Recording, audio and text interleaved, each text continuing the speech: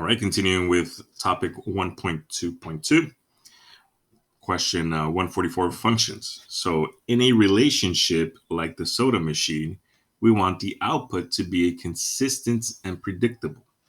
When it is, we say that the machine is functioning properly. Examine each of the tables and graphs below that show different inputs and their outputs. Decide if the relationship could be describing a machine that is functioning properly.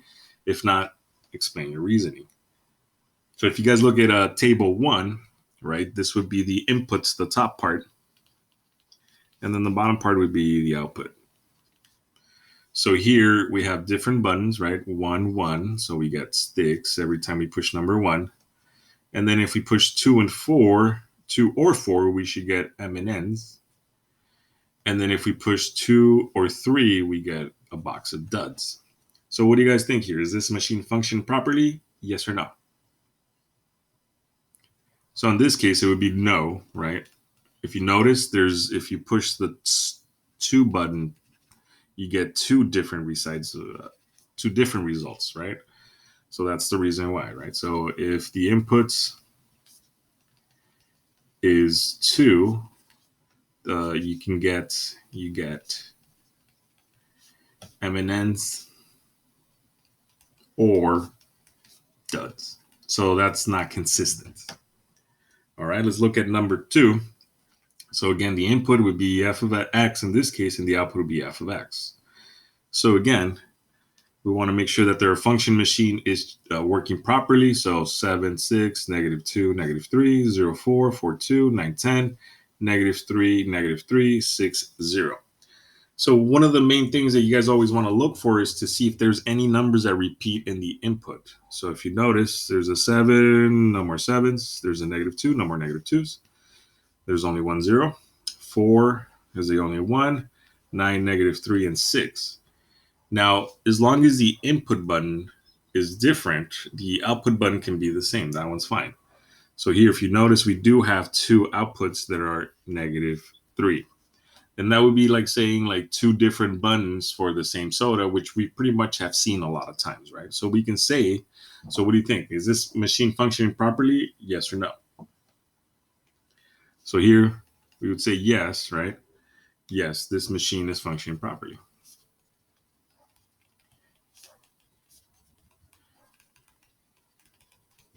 All right. And then again, the part 3, the input is x and the output is f of x. So again, look for any numbers that repeat in the input. We have 3, no more 3s, -1.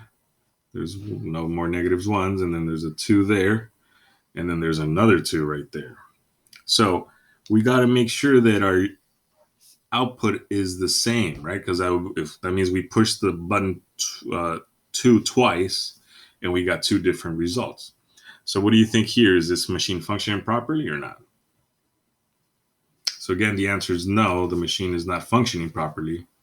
So if the inputs is 2, you get 2 different outputs.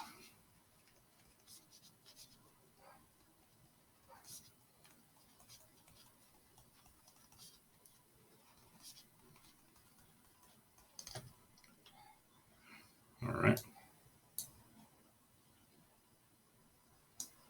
Let's look at problem part C. So the next, examine each of the following graphs in the table below. Compare the input and outputs and decide if the relationship could be a function. Explain your reasoning. So whenever we're looking at a graph, we're going to use what we call the vertical line test. So if you have your pencil handy or your finger, whatever, anything that's pretty much as straight as possible, and then you guys draw a vertical line and it only touches once at any part of the graph. So if you notice, if I draw a vertical line through all the points on graph 4 right there, we get that none of them touch except once, right? So one there, there, and there. So we can say that this is a function. Yes, this is a function. And you can use pretty much the reasoning, you can say that, well, passes a vertical line test. All right, that's what we're going to call this. Passes the vertical line test. And then we're going to do the same thing here with part 5. So if you guys notice, if you draw a vertical line, what happens? Does it touch more than once? Yes or no? So here, if you do draw a vertical line on any part of the graph, in some instances, it will touch like 3 times, right? 1, 2, 3, 4. So we can conclude that this is not a function. So not a function. Again, a vertical line, so it doesn't pass the vertical line test. That's what we want to say.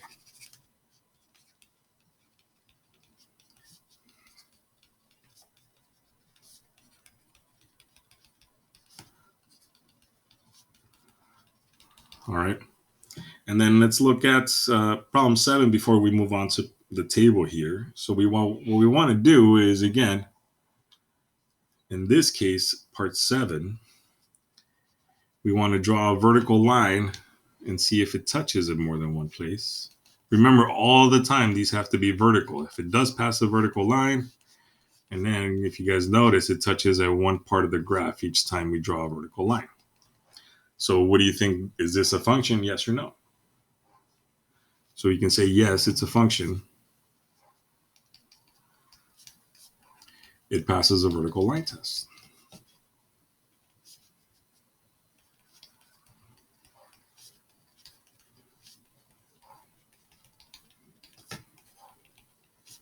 All right. And then finally, let's look at the table here, table 6. So the input, the outputs. So again, when you guys are looking at a table, remember, look at the inputs first. And if you see any numbers that repeat, you want to check that they have the same output. So the only one that repeats here is -8. So we got to make sure that our outputs are the same. If they are, then we're in business, all right? So here, -8, -8, and the output is 11. So in this case, we can say that, yes, this is a function. This is a function. For every input, there is one output.